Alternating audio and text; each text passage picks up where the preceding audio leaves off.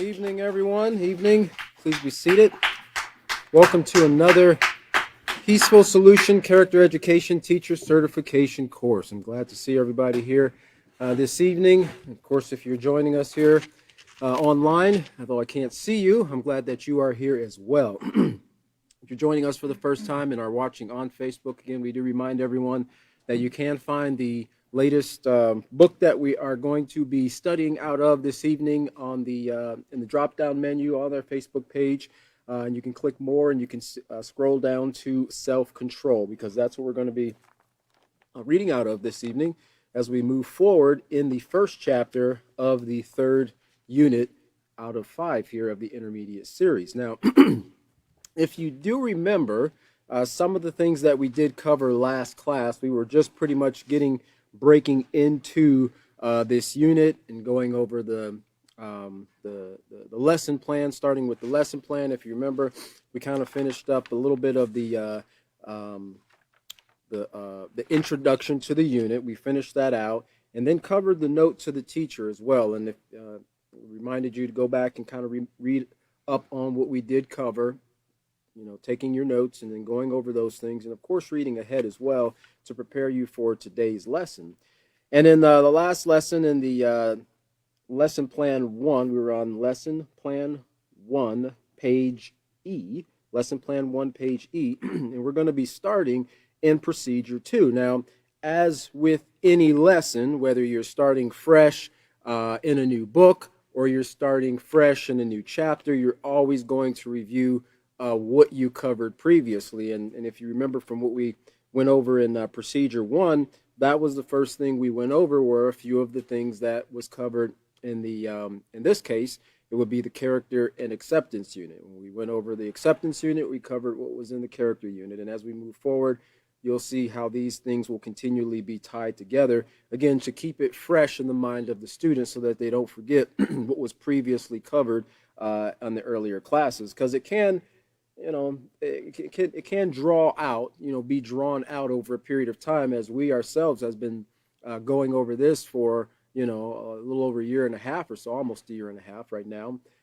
So it's necessary to continually refresh the previous information in the minds of the students. Now, the lessons that we cover draw in that information, but some of the concepts that are presented are kind of initially, like what we're going to see here, they're kind of mentioned in word, and then we get into it a little bit, but you see a lot more detail in certain of the other books. So it's not a problem as a teacher, because remember, our job is to, as teachers, it's in part to, make it very clear to the student, right? Like kind of magnify the lesson understanding, because we understand the purpose and objective. Right? We understand the goal that we're trying to accomplish with each of our students at the end of the lesson, and ultimately at the end of every unit, and then at the end of the course in completion. So we have to keep these things in our mind as we're looking, moving forward in the lesson, because it can be easy to kind of get a little bit distracted by one particular thing when you're not focusing on the end goal. Right? And that's why it's necessary to occasionally go back, review information, and it might seem like you're being repetitive and redundant, but don't worry about that, because the mind typically forgets, right? Our minds can easily forget information, and sometimes it's just a matter of going back and rehearsing things and bringing it to light, which helps us to better understand the concepts or the lessons, or what's being taught at that time or on that day, wherever we might be. So let's look at procedure number 2, because this is where we're going to be picking up today in this class. And again, we're on lesson plan 1, page E. And then it says here, introduce students to this new unit of the Peaceful Solution Character Education program called self-control. Explain that they will learn what self-control is and why it is important. They will also learn that controlling their thoughts is an important part of practicing self-control. Okay, and controlling their thoughts is an important part of practicing self-control. Now, while we're here, I'd like to interject Well, no, we'll go ahead. We'll finish this up real quick. Yeah. Let's look at the next paragraph. Instruct students to turn to page 3 and read the introduction, followed by the question, which is in quotations here, question of the day. That's under a headline or a topic that we're going to be covering in the lesson. And that's found on page 4. Emphasize to students that self-control is based on moral principles that will help them conduct themselves properly. Have students continue reading, review, and rewind, found on page 4. Stress to students that everyone in society needs to practice self-control in order to live peacefully together. And explain that crime is only one example of a lack of self-control. And it's just one example because there's many examples that are displayed within our society that show a lack of self-control. Now, a lot of things that take place within society, they kind of fall under that category of some type of crime. You know, if you read the headlines or watch the news, you'll see that such and such is being tried on, embezzlement charges or, colluding with terrorists or this or that, and so, there's many things that take place that fall within the category of crime, but not all things, fall underneath that category, as we're going to see as we move forward in this lesson. And then lastly, sir, the last sentence says, allow students time to discuss other ways that lack of self-control affects society. Okay, allow students time to discuss other ways that a lack of self-control affects society. All right, so let's now if you go back here to page lesson plan 1, page E, you see here the first thing is to instruct students to turn to page 3. All right, but of course we have page 1, which gives us the note to the student. Okay, we don't want to skip over that note to the student because it is very important. And just like we saw the note to the teacher, showing the teacher what their goal is and what they're hoping to accomplish, introducing the teacher to the lesson and what's going to be presented in the lesson, we're also going to be doing the same thing in this note to the student. So, as was mentioned previously by some of the other teachers, just because you don't see it listed in the procedure, that particular page, doesn't mean that we get to skip it. All these things are building blocks, one thing to another, to gently lead the student to building a positive character. So, before we go to page 3, let's turn to page 1. And we will be reading under the note to the student. So it starts off, have you ever been told that you could do whatever you wanted to do, even if it meant hurting yourselves, others, or property? Well, the likelihood is no, because even from a small child, you have been taught that you cannot do whatever you want to do, and that you must consider how your actions affect yourself, and others. Your parents, grandparents, teachers, and other significant adults were the ones who guided and instructed you in the right way to behave towards others. Now, as we go through this, and I want all of us as teachers to keep in mind that in a perfect society, this is the case, that parents, grandparents, teachers, and other significant adults were the ones who guided and instructed you, or the student, in the right way to behave towards others. Now remember, as we learned in dealing with bullying, that not everybody right now is learning to develop a positive character. Not everybody is going through all of this information that we're covering here, or that will be presenting to your students to help them to develop a positive character, positive moral character. So that, with that understanding in mind, it's safe to say that, the parents and the grandparents, teachers, and significant adults, they guided the student as best as they knew how, okay? Because you can't fully educate someone in positive moral character if you don't have that base that foundation, that knowledge yourself. So most of our parents, I think it's safe to say, to some degree and in some way, be it small or great, did their best to try to guide us in making right decisions. Now, as we read in chapter 2 of the character unit, the effects of character within the family. Most families sit somewhere in between a healthy and dysfunctional family. Some families, they're on that spectrum of completely dysfunctional, it might seem, even though there are some positive traits that might have to be searched pretty hard to find, but there are some.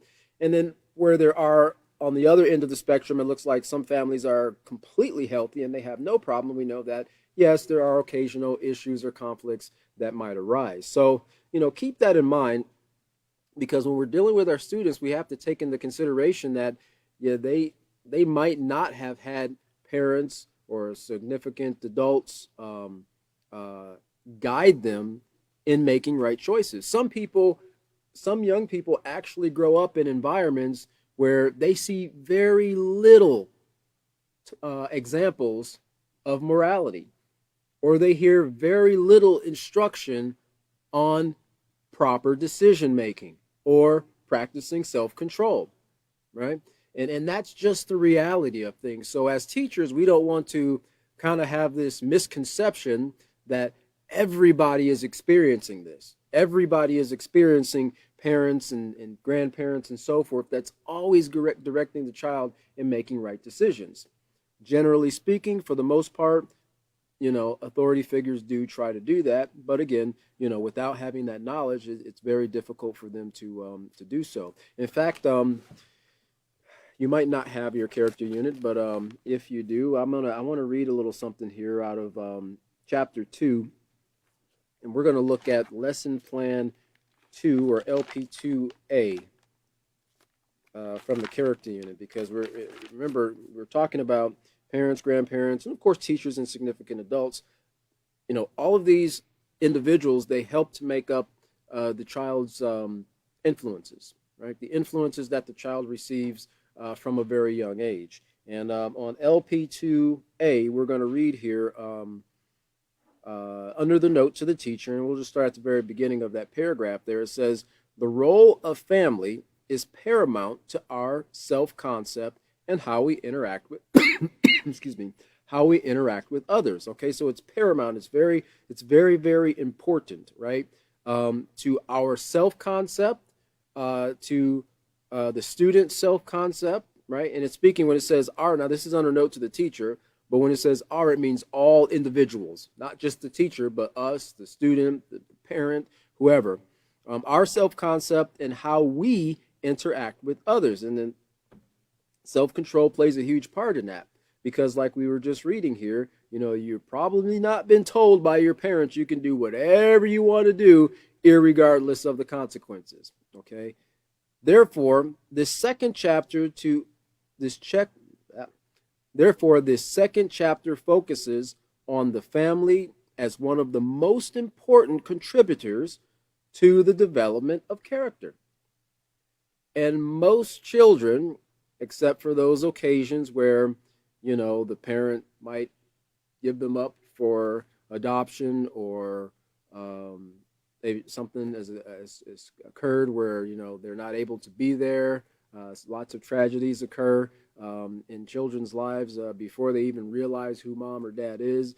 But irregardless of who it is, that child, whatever environment that child grows up in, that structure, for the most part, is placed there, whether it's a guardian or, older sibling, another family member, or they're maybe put into, foster care. That becomes their family, okay? And so that family unit there is one of the most important contributors to the development of character, all right? Let's see here. It says, sadly, we live in a society where children are routinely abused in a variety of ways. And of course, we don't have to go, far into this, but we know that part of that abuse is mental and emotional abuse, right? Part of the abuse is also the example, negative examples that go before the child, because these are forms of teaching. These are forms of influence that the child sees, and they have to take all that information and formulate a way of how to interact with other people in their minds, right? Because if someone's not telling them this is how you need to conduct yourself in society, all they have set before them are the examples that have been taught to them for however many years, and then they try to duplicate that. Remember what we talked about in, I believe, chapter 3 of the character unit, the making of a VIP? Value, imitate, and practice, right? Well, these things that they see become the very things, these examples that they see become the examples that they value, because that's what they see, right? So they imitate those things and they practice them, and as a result, they take on those same negative characteristics. Well, our goal is to change it, but first we have to educate them to help them to understand the difference between what's positive and negative. Let's see here. Did I want to read something else? Let's look to page 4. Well, you don't have to look to page 4. I'll turn to page 4. I'll do it for you. This is talking about what we just mentioned a little bit here about family values and so forth. And this is character. Everyone has it, but where does it come from? And in the second sentence here of this first paragraph on page 4 in the character unit, chapter 1, it says, in fact, our character is an integral part of who we are. Whether the character we have is positive or negative depends upon many factors. Now, these factors includes genetics, family values, because those are the things that are presented to the children on a regular basis, whether it's fishing trips or building or whatever the case might be. It can be negative things as well. Those things are placed within the mind of the child because that is a part of what we're going to see here next. Influences, experiences, choices, and environment. Now remember, environment is not just the pretty little flowers outside and the birds chirping in the morning. Your environment is made up of pretty much everything around you, right? Your neighborhood, your family, the school you go to, all these things help to make up the environment. And it says here, together, they help to mold and shape our character, okay? And so these things play a huge part in what we're covering right here, or just as a teacher, remember what we've read in the first chapter of the character unit as key points in your mind in going through this. All right, so the second paragraph says, when you think about it, life is filled with instructions. Can you recall being told not to grab a toy from a playmate, to think about how your actions make others feel, or to be careful how you play to avoid hurting yourself? These instructions and many more were instrumental in helping you to develop the important character trait of self-control. The important character trait of self-control. And if you remember, if anybody here has ever had the wonderful opportunity, and it really is a wonderful opportunity of raising children or just interacting with children, especially in their their formative years, and well, really all their years are formative, but when they're really young in that toddler age, these are things that you're going to repeat quite a bit, right? You reminded them, no, you can't have that. Give that back to your brother or sister. You can't take something that doesn't belong to you. Don't run in the house. Don't run up and down the stairs. All these instructions that as parents, it seems like, we're a broken, I guess in today's day, it would be a broken streaming service. They don't have records anymore. My mom used to say, I sound like a broken record, Most children probably wouldn't even know what a record is nowadays. But anyway, it seems like we're a broken record saying these things over and over, but we have to repeat this information to get it lodged into the child's mind. And usually, sadly, it's after maybe not one, maybe not two, but possibly 3 or 4 times that the child suffers a consequence from not following the parent's instruction, that they see, oh, okay, I see what mom or dad is talking about now, right? I see why they told me not to run in the house, right? As they sit on the sofa with a cast on their leg and they can't go out to play, right? or they grabbed something off the stove that they weren't supposed to and they got themselves burnt, right? Or whatever the case might be, or just having a consequence because they weren't following the rules. And so as they learn and as they mature and as they grow, then these things start to associate the instruction with the reward or the consequence of either following or not following that instruction. So again, all these things were done to develop the important character trait of self-control. The ability to stop, think, and decide on options, and that is a phrase you're going to hear continuously throughout this unit. Stop, think, decide, stop, think, act, stop, think, control your behavior, behave, several different variations of it. But that's the process that every individual must go through in order to exercise self-control. So the ability to stop, think, and decide on options that will not bring harm to yourself or others is probably one of the first character traits that you were taught to develop.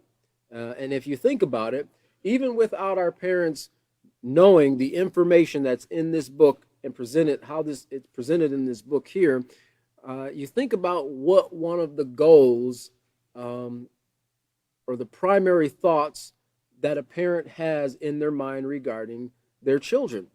They don't want them to get hurt, right? They don't want their child to suffer some type of injury or to be to put themselves in danger in any way. So, as best as they know how, they give them these instructions to help them to practice self-control so that they don't get in a situation where they are in danger or where they have become hurt or where they have brought hurt or harm to someone else.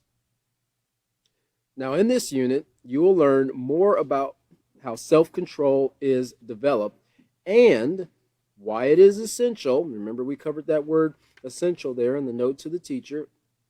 It means absolutely necessary or extremely important. So why it is essential to a positive moral character. Why self-control is essential to a positive moral character. Now, what you're going to see here in these next bullet points are the same things that we saw in the introduction to the unit on page lesson plan 1B, right? Lesson plan 1, page B. It's just worded a little bit different, but it's the same concepts there. But this is to the student. Other concepts that will be covered in this unit are why self-control begins with the way you think. Why self-control begins with the way you think. Now, of course, there are going to be a lot of talking points on these things, and we'll have plenty of time to go into it. But, from the character unit, chapter 4, page 79 and 80, we got into at the very onset of this about controlling your thoughts and watching your thoughts, and that kind of got the seed planted in the mind of the student to understand the importance. They were being led up to and taught about self-control in that chapter there, but now we're going to really hit on it and to show why it's important to control the way you think, and that self-control begins with the way you think. Then we're going to talk about what emotions are and why learning to control them is important. Also, how to use self-control to determine what negative influences are, how to resolve conflicts and manage anger using self-control, and how society can prevent the contamination of our environment by controlling their actions. How society can actually do this. And of course, how they as an individual, as a student, can do their part to not contribute to that, right? Even though a student might go, oh, this is too big, the world's just way too large to make an impact. What can I do to make a positive impact in society? Well, one thing that they can do is not do anything to contribute to the degradation of society, to the bringing down of the environment. That's a start. And as they become educated and more able and capable, there are other ways in which they can help to improve the quality of living in their environment. It might start in their family, it might start in their own yard, or if they have a small piece of land that their family might own. There are ways that they can do that, and they can learn how to help to clean up the environment. I know that there's large movements and organizations that have been established for the goal of trying to clean up something like waterways. We mentioned the river in India, the Ganges River. It's not the only one. There are a lot of rivers. In fact, I think it was either in the 70s or the 90s, where I'm originally from in Ohio, the Cuyahoga River. It actually caught fire. The river caught fire, right? Because of all the contamination and the oil and things like that were being dumped into the river, because the Great Lakes, they all kind of flow into each other, and then they eventually flow out and lead to the Atlantic. So it's a continuous source of water, and all those waterways lead to the lake and so forth. But imagine looking at a river on fire. The very thing that's supposed to put out fire is on fire. Think about how contaminated that it would have to be in order for something like that to occur. Did it get like that on its own? No, it didn't get like that on its own. It got like that because of the decisions of others and what they did to not show respect or practice self-control in how they handled whatever it was, their chemicals, their business. And I know accidents occur sometimes, but what occurred at that time period was not an accident. It was a buildup of people disrespecting or not showing regard and respect to a very important water source. And that occurs in many places throughout the world. You think about the big plastic island, right? The big plastic island where the currents converge and it kind of just swirls around, and all that plastic that gets dumped from many different sources, they make their way in the waterways, and those waterways, streams and the rivers and the lakes or whatever, and lakes into the oceans, and eventually all that kind of converges in one little central location. And I don't remember what they said that place is, the side or a Rhode Island or something. It just keeps getting bigger and bigger, but it's so big now. People are wondering what we can do to actually clean this up, and the sea life are being harmed by it as a result of it, and so forth. I mean, it's just, we as mankind have done this over a long period of time, thinking that there are no consequences, or maybe not thinking, but not caring about the consequences that will come as a result of our disrespect or lack of self-control in regards to our environment. And we can go on and on and on about that, but that's not the goal in this particular lesson that we're covering this evening. Now let's look at that last paragraph there. It says, now that you are maturing, it is up to you to learn to develop and practice self-control without direct supervision. And if you look here at, I think we covered this before, but I just wanted to remind you what the definition of this word here, mature, is. It's having reached the most advanced stage in a process, and that's mature, right? When something has matured, it's reached the most advanced stage in a process. These children are maturing, which means they're in the process of reaching that advanced stage, right? And it takes many, many, many years, like they say about wine, right? When you first make wine, okay, it might taste okay. But, it's when you let that wine mature and age, right? And let the enzymes, the fermentation process do what it needs to do to kind of build that flavor. And they'll sometimes put wine in certain woods, oaks and things like that, maple, and they'll let them age and mature for very, very long periods of time. Same thing with certain financial things like bonds and certain other things that, when you buy them, they have very little value, but over a period of time, they'll reach their maturity, their full value. Well, it's the same thing with what we're talking about here. And in this case, it is the building of a positive character, okay? And it's not an overnight thing, but as they mature, or now that they are maturing, in other words, they're getting to the age or gotten to the age of accountability where they can think and they can reason, they consider, they can hear the instructions, they can understand the instructions, and then they can make decisions that help them in carrying out the things that they've been told to do. It is up to them or the student, up to you, to learn to develop and practice self control without direct supervision from adults. Let's face it, you are growing up and becoming more independent. Therefore, it is up to you to be responsible. You see another word there, a positive character trait, for the choices you make, how you behave, and how you treat others. Developing self control and learning to make choices that are both positive and moral will enable you to lead a life of success, satisfaction, and peace. All right, success, satisfaction, and peace. So now, as we covered in the number procedure 2 there, let's look to page 3. As we get into the introduction of the unit, chapter 1, self-control starts with you. And if you look at the very top there in that block, it says the only person you can control is yourself. Do it to the very best of your ability, the peaceful solution. And we have to remind the students this. We have to remind them, even when they come back with a response, maybe during time of correction or something, they made me. We're going to find out, where that statement is and how true or untrue it is. They made me, he made me, she made me do this or do that, right? They're going to find they're in control of themselves. They are in control of how they think, how they feel, and how they act.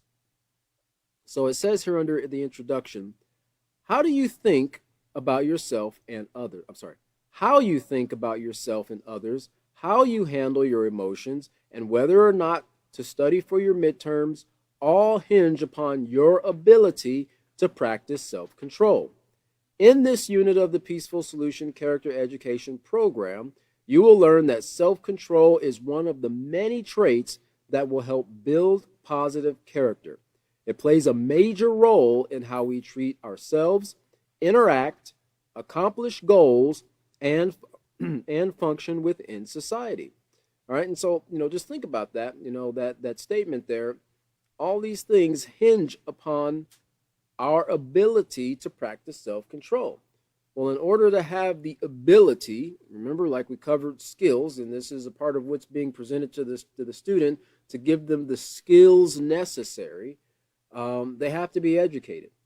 Now, for the most part, I think it's safe to say everybody has the ability to practice self-control, but not everybody knows why they need to practice self-control, why it's important to control their thoughts, to consider what's going through their mind and how it's affecting their decision-making process, how it's making them feel, and so forth. Well, that's what they're going to be getting from this unit. Remember your purpose and objective. Let's look at the next paragraph there. It says, if you have ever witnessed a toddler having a tantrum, and I have several children, I have witnessed all of them having a tantrum, sometimes at the same time, regardless of their age, then you are aware of how a lack of self-control can be demonstrated. This toddler has not yet learned how to deal with, notice what we're looking at here, his feelings, all right? Because a lot of people act on feelings. And I said in the previous class, a lot of decisions are made based on emotion. Right? Now, I wasn't saying that decisions should be made based on emotion.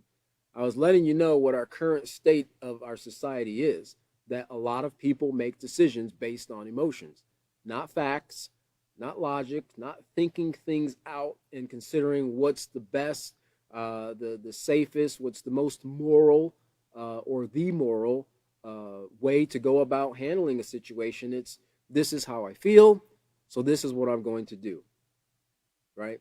For the purpose of making me feel better. Sometimes it makes people feel great to retaliate. Sometimes it makes people feel great to embarrass somebody or to try to make that person feel the way that they felt. So this child has not yet learned how to deal with his feelings of disappointment and frustration. So he resorts to throwing himself on the floor, screaming, kicking, and crying. Now, it says here, as people mature and grow, they generally move past the stage of kicking and screaming. Sadly, we've seen too many times on the news, on the internet, people who are full grown adults still carrying on in this manner, and you think to yourself, wow, I mean, this person here, now they want you to honor their request and show them respect while they roll on the ground kicking and screaming, or stand up kicking and screaming and threatening you because you won't give them extra fries in their meal. Usually it's the silliest things that you see that take place, and people, they absolutely, and they use the term, lose it. Well, what have they lost? They lost their self-control, right? They've lost their willingness to practice self-control. And in a lot of cases, those that willingness of that person to practice self-control, it depends on how they feel about the outcome of those circumstances, right? They feel that, hey, if I yell at this worker behind the counter here at this restaurant, I might get what I want. But they probably wouldn't do that to a state trooper, or a judge if they were standing in a courtroom, because they're considering the consequences could be pretty dire for me if I do conduct myself in that way. So it's not always that people can't practice self-control. It's just they feel that the consequences won't be there at times if they do it with certain people. And of course, this is why these classes are needed, desperately needed. So they move past the stage of kicking and screaming if their needs are not met.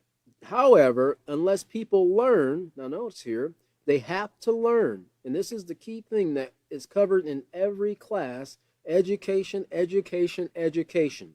Unless people learn how to control their thoughts and manage their feelings, they will display. Now notice here, it doesn't say they might display, they possibly can display.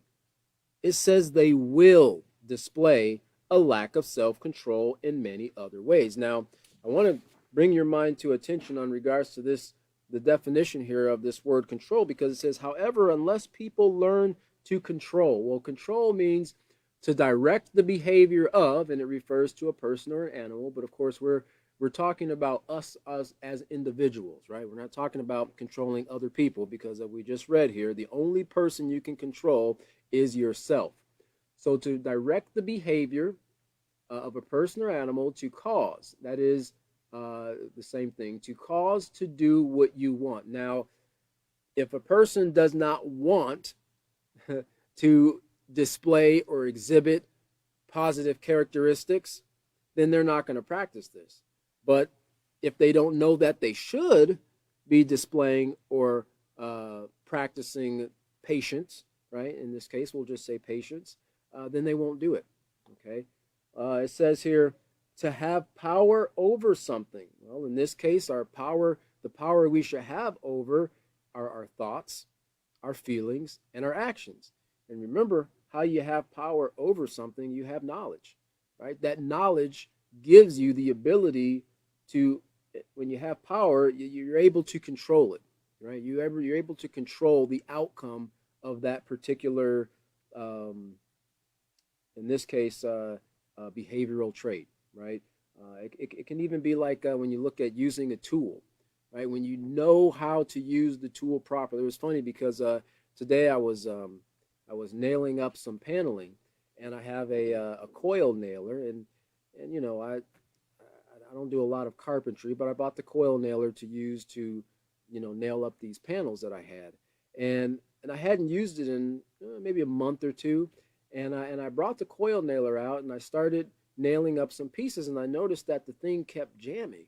I'm like, why in the world is this thing jam? It didn't jam before.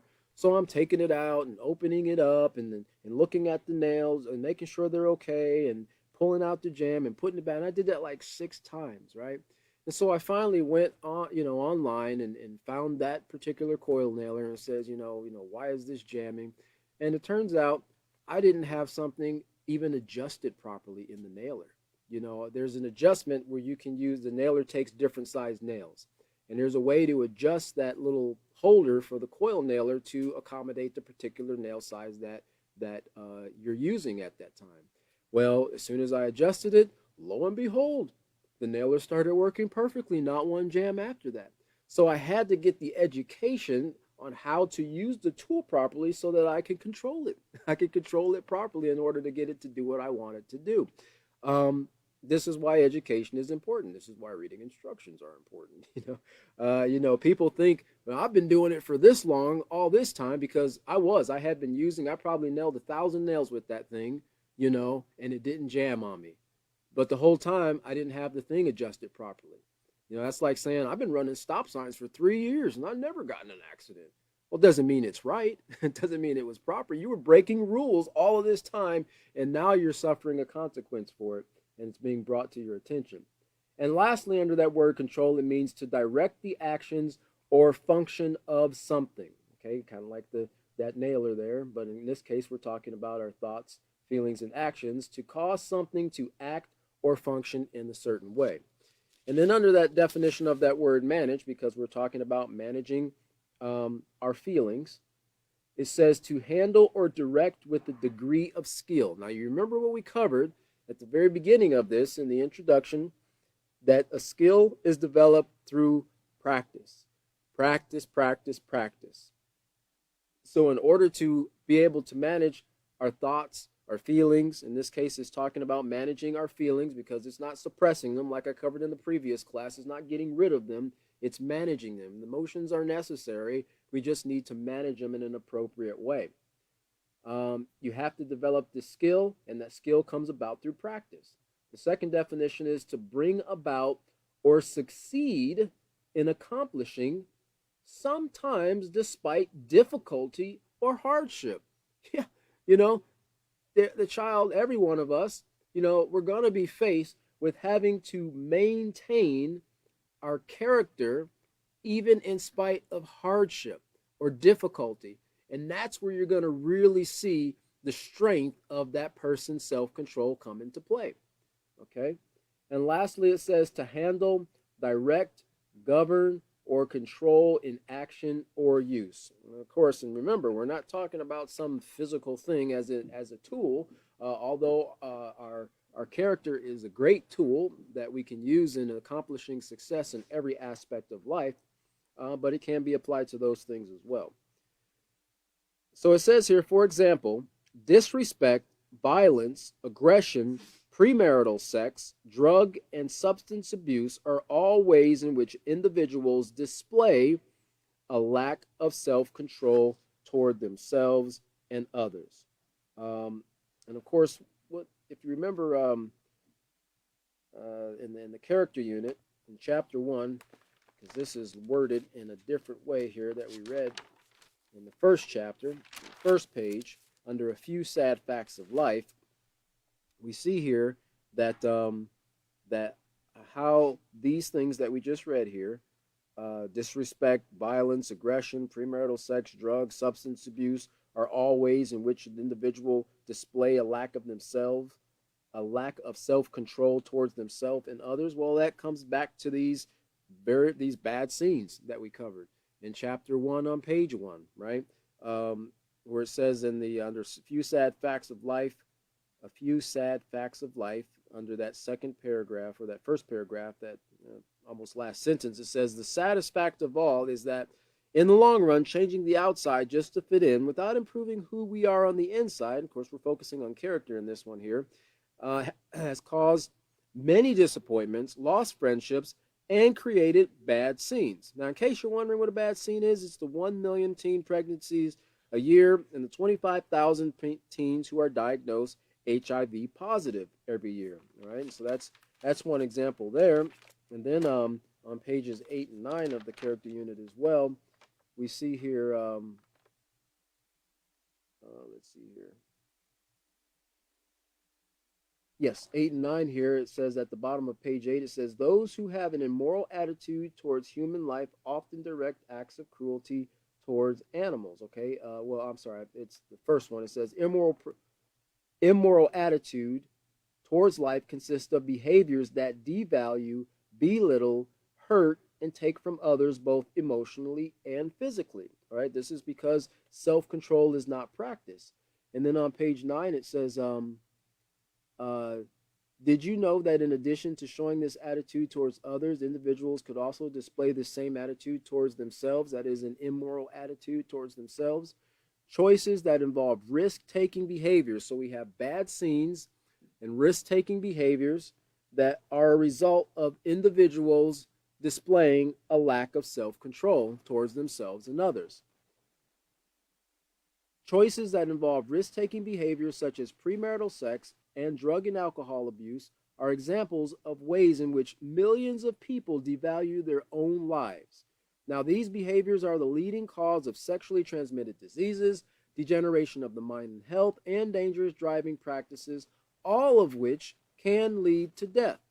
Self-mutilation is to willfully cut one's own body, and suicide are additional ways in which an individual disregards the value of his own life, okay? Because we're talking about the student, themselves, and others. Now, that last paragraph there on page 3, it says, in this first chapter, you will learn what self-control is and why it is an important trait for everyone to acquire and practice on a consistent basis. And so we cover C is for consistency. You will also learn that developing self-control begins with, notice here, controlling your thoughts and making choices that are positive and moral. Self-control is the most important character trait you can develop because it applies to all aspects of your life and is the foundation of a positive character. It's the foundation of a positive character. Now, if you remember in the lesson plan, we're supposed to go over to page 4 here, and we're looking at the question of the day. All right, so we've given the student an introduction. We've given them a note to understand what they're going to be covering. Now we start to get into some of the meat here as we look at what is self-control. Well, self-control on page 4 is, notice here, the very first thing, controlling. So now we give a definition here when we refer to controlling here. That is guiding or directing. Now you can't guide or direct something unless you know how to guide or to direct that thing, right? You can't guide or direct a ship through a waterway unless you know how to, right? Take a sailboat, for instance. How many know how to sail a sailboat, right? I've been on a sailboat before, but I can't say that I'd be prepared to sail across the Atlantic, right? I don't know if I get hit by that sail and knocked off the side and become shark food, because I didn't educate myself on what I needed to do in order to guide and direct that boat where I wanted it to go. So this is all a part of that education process so that they can guide and direct what they think, right?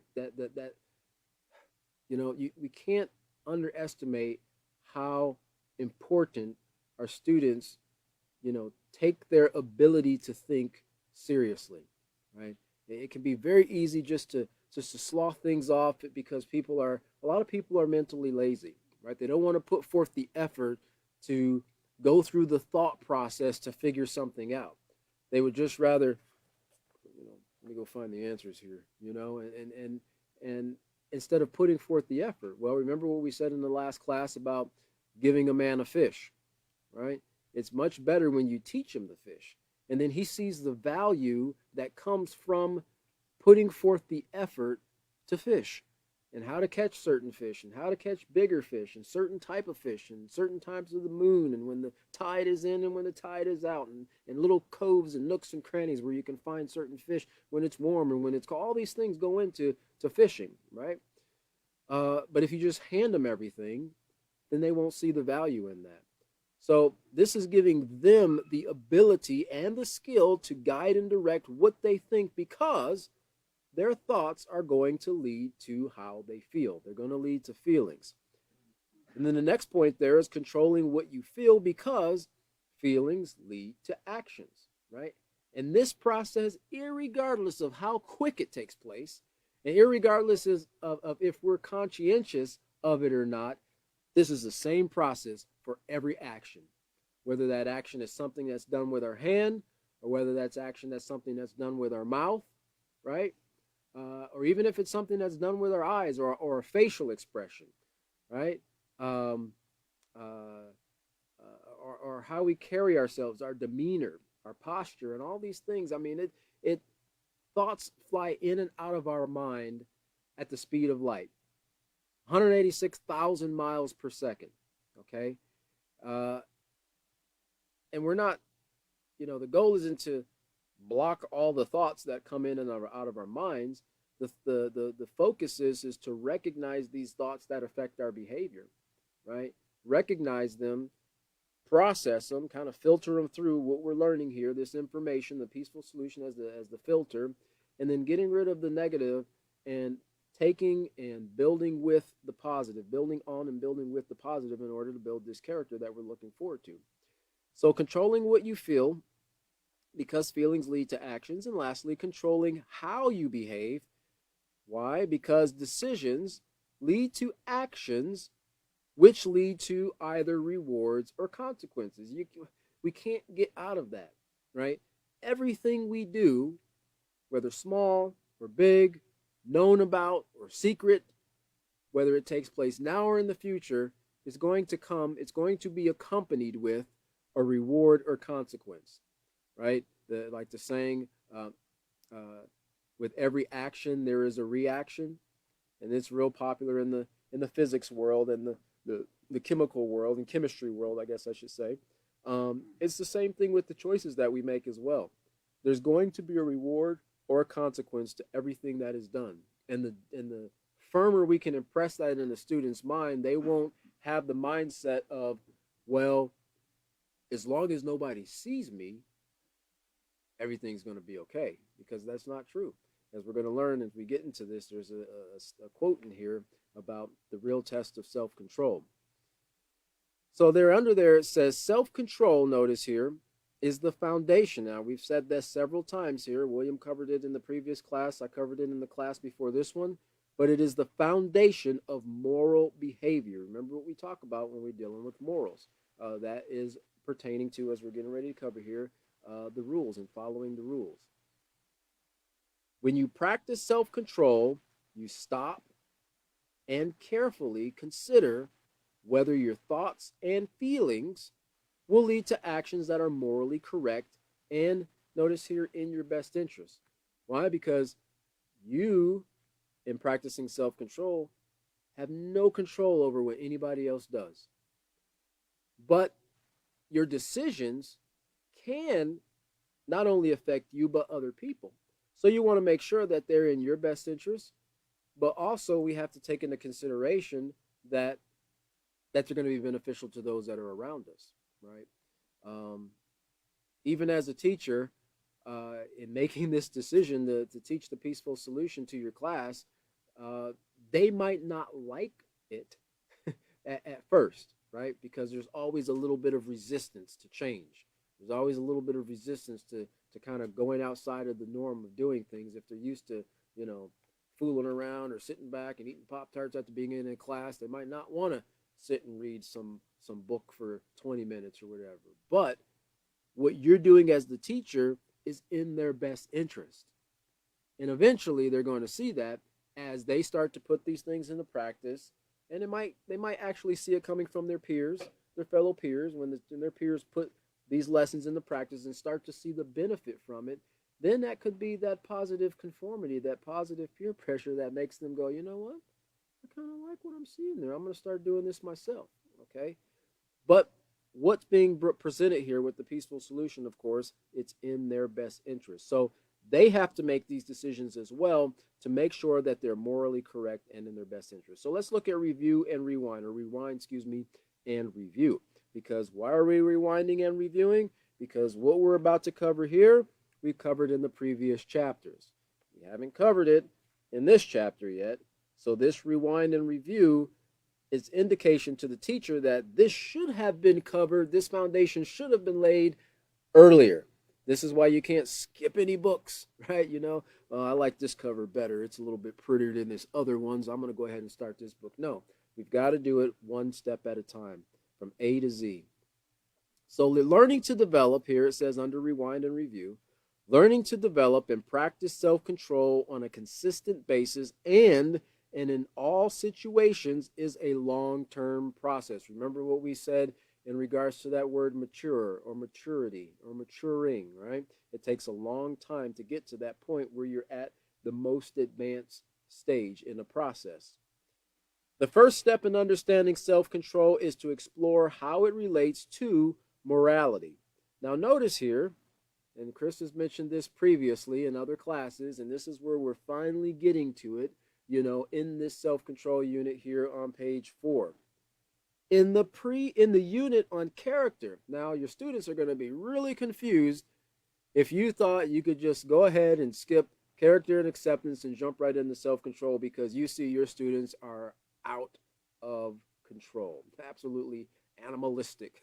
You can't do it. You've got to lay a foundation in this. Remember what character does. It creates stability, right? It helps them to be able to direct their actions toward a particular goal. They have to know what moral character is. They have to know the difference between what positive and negative character is. They have to know the difference between positive and negative influence in order to control their thoughts, feelings, and actions to reach that particular goal. This is why it's important not to skip anything. So in the unit on character, you learned about morality and how to develop a positive character. Notice here, morals are rules that help us behave in ways that are appropriate, caring, and thoughtful of others and ourselves. They are universal in that most people, regardless of nationality or ethnicity, agree with and uphold them. And remember, we covered that as well there. Moral values, it's page 4, if I'm not mistaken, or page 8. Anyway, moral values define your character and your ability to control yourself. Actually, page 8. Moral values define your character and your ability to control yourself. A person with moral values distinguishes, notice here, they have to weigh out, right? In order to be able to distinguish, they got to weigh these things out. Well, in order for them to be able to weigh it out, they have to have that knowledge base to begin with, to know what's right and what's wrong, to distinguish between right and what's wrong. And what enables them to do that is, remember what morals relate to, right? Rules, right? Morals are rules. So in order to know if you're right or wrong, if you're keeping or breaking the rule, you have to know the rule. And so when you have these moral values, it enables the person to distinguish between right and wrong and make choices that will cause no harm to himself or others. Immoral values, on the other hand, lead to inappropriate behavior that is disrespectful, inconsiderate, and even dangerous. One having immoral values tends to develop enemies, and crime, violence, and abuse all stem, notice here, from immoral values. All these things stem from people not upholding the rules. And so that's what we're going to start getting into in the next class here. But remember this, we're laid here on what is self-control, right? And this rewind and review and understanding how morality, moral values, moral principles, and so forth tie into the practicing of this self-control as we move forward in this chapter here for the next class. And our next teacher is going to be David, who will be picking up. Next class will be the 26th, January 26th, 5:30 Central Standard Time. And we hope you enjoyed the class, and we look forward to seeing you at the next class as we continue to build a positive character. Thank you very much.